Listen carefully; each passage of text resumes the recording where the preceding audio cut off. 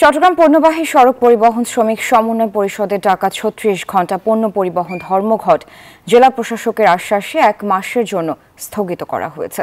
শনিবার সন্ধ্যায় চট্টগ্রাম সার্কিট হাউসে জেলা প্রশাসকের আহ্বানে ডাকা জরুরি বৈঠকে পরিবহন মালিক শ্রমিকদের ৮ দফা দাবির মধ্যে বেশিরভাগ দাবি দ্রুত মেনে নেওয়ার আশ্বাস দেওয়া হয়।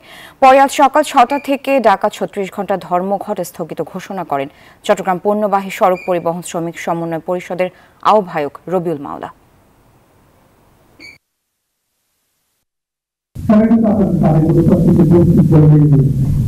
আমরা আপনাদের দাবিগুলো শুধু একমত, বাট এগুলো সমাধানের জন্য আপনাদের প্রথম যেটা করতে হবে সেটা হচ্ছে পঞ্চায়েত ডিপার্টমেন্টের স্থিতি করতে হবে। পঞ্চায়েত ডিপার্টমেন্ট যদি না করে তখন আপনারা আন্দোলন করেন, আমাদের কাছে আসেন, তারপরে আন্দোলন করেন।